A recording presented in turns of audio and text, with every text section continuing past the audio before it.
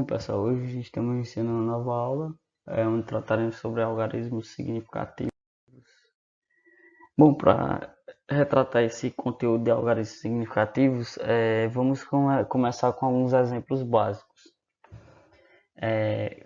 Em qualquer medida estão envolvidos erros ou incertezas devido ao processo de medição, tais como a capacidade da pessoa que faz a medição de algum objeto pequeno ou de um animal pequeno, como a limitação dos aparelhos de medidas, por conta de questões de calibração e etc. Mas, por exemplo, esse primeiro exemplo aqui do inseto, a medição do comprimento de um inseto em uma régua milimetrada comum, ela pode variar porque pode gerar uma determinada incerteza nessa medida. E já na questão da limitação de aparelhos de medida, vai ser o que? Um medidor de pressão arterial, como exemplo, calibrado a uma temperatura de 20 graus Celsius, apresentará um erro se ele for medido utilizando outros tipos de temperatura, como temperaturas mais quentes ou mais frias. E a partir desses erros, a gente pode denominar algumas notações científicas ou números com vírgulas, certo? Com isso, por exemplo, qual o tamanho do inseto? Estamos seguros quanto ao algarismo 1 e 5 e quanto ao algarismo 6 não temos uma total certeza, pois esse valor aqui torna-se um algarismo duvidoso, por conta que às vezes o inseto pode se mexer ou algo do tipo. Mas enfim, as regras de algarismo significativo são compostas por dois pontos. O primeiro ponto, pelos algarismos de medida, dos quais temos certeza dos seus valores, que são o algarismo 1 e 5, onde a gente realmente tem certeza que esse valor está acontecendo, e composto por um algarismo duvidoso, que nesse caso aqui seria o algarismo 6, pois eu não sei se realmente 6 é o algarismo que eu estou procurando, certo? Aí temos algumas observações que eu vou citar aqui para vocês. Em princípio, todos os dígitos de uma medida são algarismos significativos, e tem algumas exceções para isso. Todos os números, exceto os zeros, são significativos. Por exemplo, 4, 6 e 1, temos três algarismos aqui que são maiores que zeros e, consequentemente, são significativos. E um zero, como eu falei, não pode ser significativo em alguns pontos. O zero ele vai ser significativo quando ele estiver entre dois números significativos, ou seja, dígitos não zeros, tornando então os três numeradores aqui significativos, como 401 como exemplo. Outra observação. Um zero ele vai ser significativo no fim de um número que inclui uma vírgula decimal, como exemplo 55,000. Como a gente está tratando de 5 algarismos aqui e os zeros estão após a vírgula, os 5 tornam significativos. Já nesse caso aqui, nesse próximo caso, quando tratar de um valor com um número com vírgula, só que possuem vários zeros, após chegar a um algarismo que seja maior que zero e torna-se significativo, os valores de zero eles tornam-se não significativos nesse caso. 0,006 possuindo apenas um valor significativo, que é o valor de 6. E o restante dos valores zeros tornam-se valores não significativos. Temos também um zero, ele não é significativo quando está no final de um número sem vírgula, ou seja, sem vírgula decimal. Se eu pegar um número sem nenhuma vírgula e um ponto, aqui eu vou ter 5 algarismos no total, só que apenas um vai ser significativo, que vai ser meu 5. E também quando tratarmos de uma potência. Quando possui a potência, os valores de zeros significativos são representados na potência e fica só os valores maiores que 1. E, consequentemente, a gente vai ter dois números significativos, dois algarismos significativos, 5 e 3, e a potência elevada a um determinado valor. Por exemplo, aqui está 10 elevado a 4.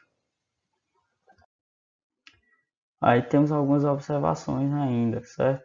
Todo número que não tenha como origem uma medição, não contém algarismos significativos.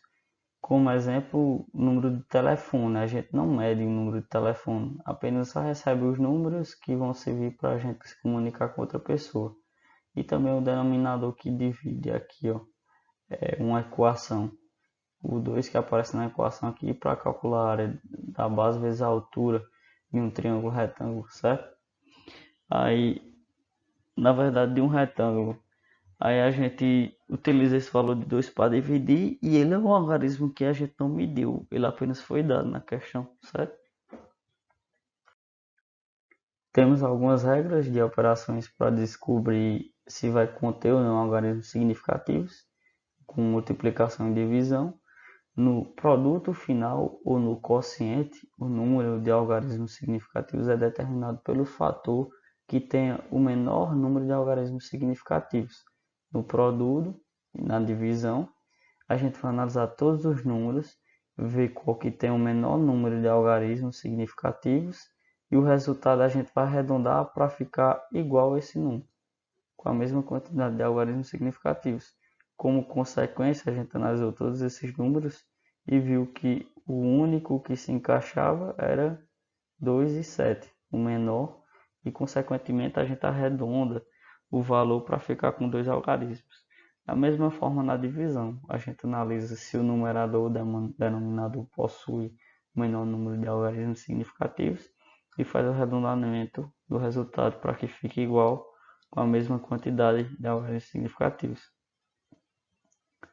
Bom, a gente vai ter como segundo ponto a parte de adição e subtração, onde a gente vai analisar o número de casas decimais de soma ou de diferença e ver qual dessas casas vai possuir o menor número de casas decimais, qual desses números vai possuir o menor número de casas decimais.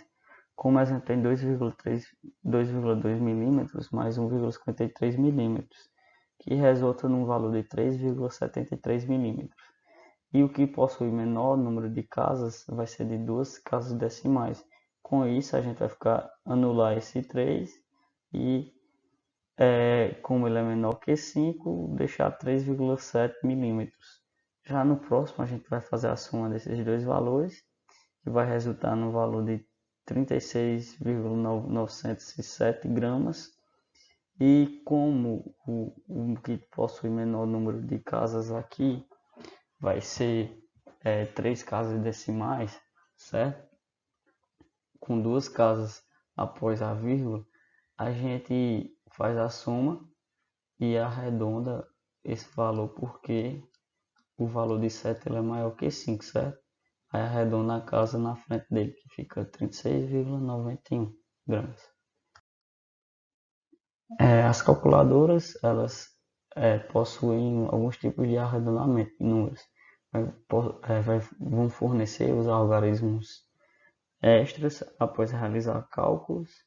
Devemos eliminar os algarismos não significativos da resposta e, consequentemente, o último algarismo da resposta deve ser arredondado. Vamos ter como exemplo aqui, ó, quando o próximo dígito é 4 ou menor, o dígito anterior não é modificado. Arredondando para 4 algarismos esse valor, teremos que 3 ele é menor que 4, consequentemente a gente não vai fazer nenhuma alteração no algarismo 7 aqui e fica com 84,87. Já em questão quando for maior ou igual a 5, o último dígito remanescente é aumentado para 1. Nesse caso está pedindo para a gente fazer um exemplo de um arredondamento para 3 algarismos, com o valor de 9 ele é maior que 5, consequentemente a gente vai fazer com que esse valor da próxima casa seja arredondado para 6. Como exemplo, eliminamos esses outros que não vamos utilizar e chegamos a um valor de 5,46. É isso, pessoal. Chegamos ao fim de mais uma aula. Não se esqueça de se inscrever no canal, deixar seu joinha, deixar seu feedback e compartilhar com amigos. Tchau, tchau.